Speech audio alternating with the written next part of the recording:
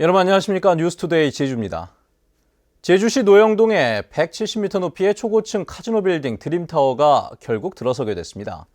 건축물의 규모는 줄었지만 초고층 카지노 빌딩이라는 본질은 달라진 게 없어 원희룡 지사가 공약했던 근본적인 재검토가 빈말이 돼버렸습니다. 현재훈 기자입니다.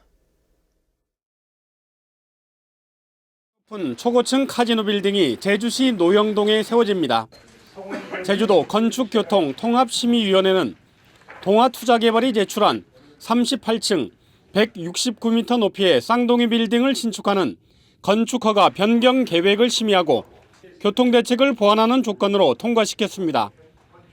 건물 부근 일부 도로를 3차로에서 4차로로 넓히고 보도와 차도를 분리하는 내용으로 당초 계획을 크게 손질하지 않는 부수적인 내용들입니다. 교통 대책의 목적이 교통 영향을 주변에 미치는 영향을 최소화 방안을 강구하는 거지 전혀 크게 교통에 영향이 없다. 그렇게 근본적인 대책은 이게 교통 개선 대책에서 목적이 아니고 특히 사업자가 지상 2층에 8,900제곱미터 규모의 카지노 시설을 명확하게 밝혔지만 제주도는 건축 허가와 카지노 허가는 별개라는 입장을 되풀이했습니다. 제도적인 준비를 지금 하고 있는 상태라서 그 부분에 대해서 저희들 이 변경 허가 부분과 연계해서 저희들이 지금 입장이 어떻다라고 말씀드리기에는 시기적으로 적절치 않다는 그런 말씀을 드리겠습니다. 시민사회 단체는 초고층과 카지노 시설이라는 본질은 달라진 게 없는데도 건축물 규모를 줄이는 조건으로 제주도가 심의를 해준 것은 사실상 카지노 허가 수순으로 가는 것이라며 반발하고 있습니다. MBC 뉴스 현재훈입니다. 한라산 중산간 지역에 대규모 아파트 단지가 추진되고 있습니다. 이미 중국 자본의 콘도미니엄이 우후죽순처럼 들어선 가운데 아파트까지 들어서면 중산간이 걷잡을 수 없이 파괴될 것이라는 논란이 일고 있습니다. 이소현 기자의 보도입니다. 제주시 첨단과학기술단지 안에 비어있는 공동주택 용지. 최근 서울의 한 건설업체가 이곳에 6층 높이 아파트 759세대를 건설하겠다는 사업계획 신청서를 제주시에 제출했습니다. JDC로부터 아파트 부지 2만 8천여 제곱미터를 330억 원에 사들였고 오는 5월 착공에 내년 말에 완공하겠다는 계획입니다. 그런데 이곳은 해발 370m의 중산간 지역으로 한라산 국립공원과도 불과 3km 떨어진 곳입니다. 상군부리와 다랑시 오름 등 중산간 오름들과도 비슷한 높이입니다. 공사가 시작되면 한라산과 중산간의 경관을 해칠 것이라는 우려가 나오고 있습니다. 중산간 아파트들이 들어설 수 있는 하나의 단초를 제공할 수 있다. 그래서 이 첫 단추가 중요한 것이고 이것이 승인되게 되면 앞으로 중산간 난개발을 막을 수 있는 어떤 그런 제어 장치가 없어진다라고 저는 보고 있습니다. 도심 외곽이지만 예상 분양가는 3.3제곱미터에 850만 원. 700만 원대인 제주 시내 아파트 가격보다도 높아 부동산 폭등세를 부추길 것이라는 지적도 있습니다. 제주시는 관계부서와 협의를 거친 뒤 2달 안에 결론을 내려야 하는 상황. 지금까지는 법적인 문제가 없다며 승인 가능성이 높다는 입장입니다. 예, 아파트 사는 부분이 있었고 그것을 이제 매입하고 공사를 하는데 그걸 똑같은 개념은 알아주고라든가 특지협을 하는 거 똑같은 개념인데 중산간 대규모 아파트 건설에 첫 신호탄이 될 것이라는 우려가 나오는 가운데 제주시가 어떤 결정을 내릴지 귀추가 주목되고 있습니다. MBC 뉴스 이소연입니다. 중산간 난개발 논란이 일고 있는 상가리 관광단지 개발 사업을 막겠다며 주민들이 소송을 냈다 패소했습니다. 제주지법 제2민사부는 상가리 공동목장조합이 관광단지의 40%를 차지하는 공유지가 옛부터 관리해오던 목장 부지인 만큼 소유권을 넘겨달라며 제주도를 상대로 제기한 소송에서 원고의 청구를 기각했습니다. 재판부는 목장조합이 1981년 북제주군과 대부 계약을 맺고 임대료도 지급해 제주도의 소유권이 인정된다고 밝혔습니다.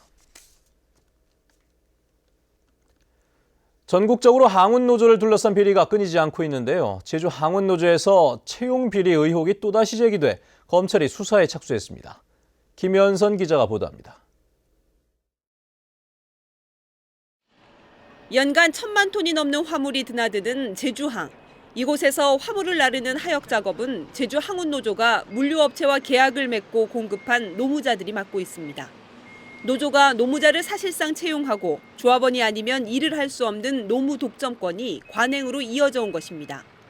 그런데 이 항운노조가 지난 1월 조합원 63명을 채용하는 과정에서 비리가 있다는 의혹이 제기됐습니다.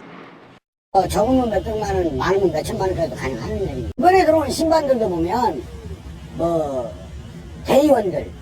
대의원 친척들, 그다음에 반장들 친척들, 그리고 위원장 측근 사람들의 친척들.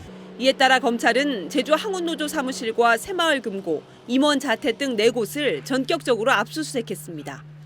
검찰은 컴퓨터 하드디스크와 금융거래장부, 채용 관련 서류 등을 확보해 금품이 오갔는지 수사하고 있습니다.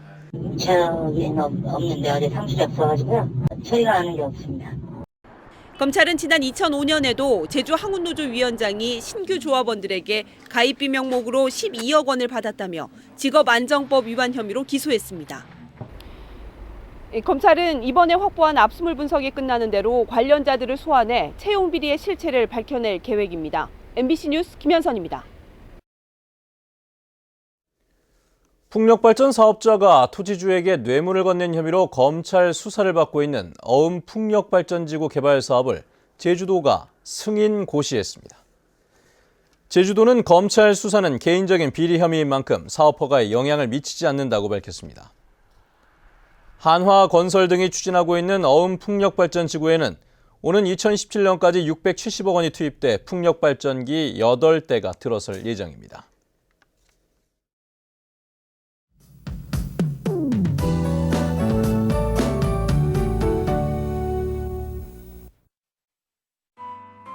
네, 오늘도 한낮에는 완연한 봄 기운을 느낄 수 있겠습니다. 하지만 일교차가 10도 안팎까지 크게 벌어지면서 나오실 때 옷차림에 신경 쓰셔야겠고요. 오늘도 제주 전역에는 건조특보가 이어지면서 대기가 무척 건조하겠습니다. 한편 하늘은 차차 흐려져 밤 한때 약간 봄비가 살짝 지나겠는데요. 예상되는 비의 양은 5mm 미만으로 건조함을 달래주기에는 부족하겠습니다.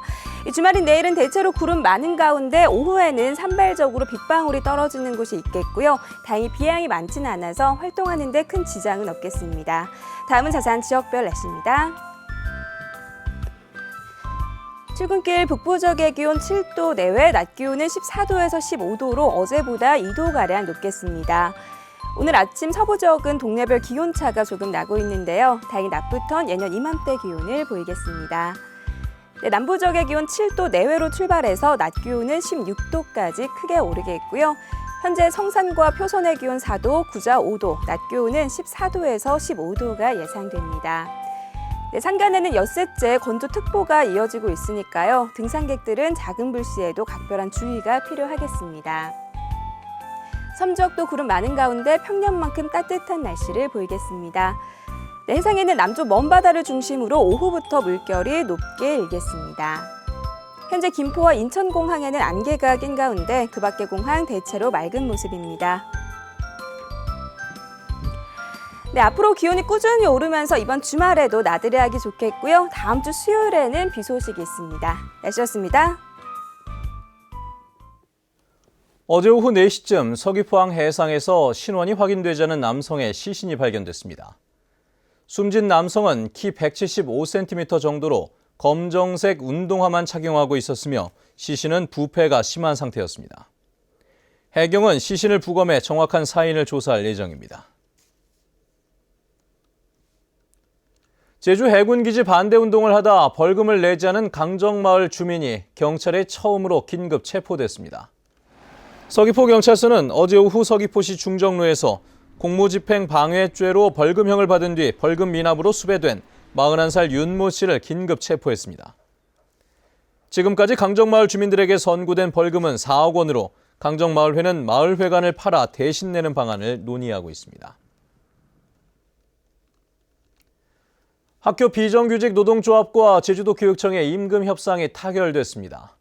전국 학교 비정규직 연대회의와 교육청은 기본급 3.8% 인상과 급식비와 교통보조비를 지원하는 내용의 협약을 맺었습니다.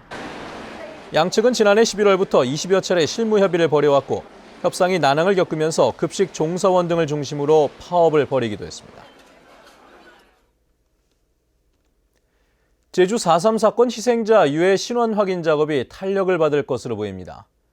이완구 국무총리는 국회 김은함 의원의 서면 질문에 대한 답변서에서 제주 4.3 사건 발굴 유해 신원 확인을 위한 예산을 지원하겠다고 밝혔습니다. 지난 2006년부터 제주공항과 화북동 등에서 발굴된 4.3 희생자 가운데 309구는 아직까지 신원이 확인되지 않고 있습니다. 원희룡 제주지사가 지난해보다 6천여만 원 늘어난 10억 8천여만 원을 정부 공직자윤리위원회에 재산으로 신고했습니다. 이성문 교육감은 5,700여만 원 줄어든 1억 4천여만 원, 구성지 제주도의회 의장은 710만 원을 각각 신고했습니다. 김영보 도의원은 제주 지역에서 가장 많은 44억 7천만 원을 신고했고, 허향진 제주대 총장이 38억 원, 신관홍 제주도 의원이 33억 원 순이었습니다.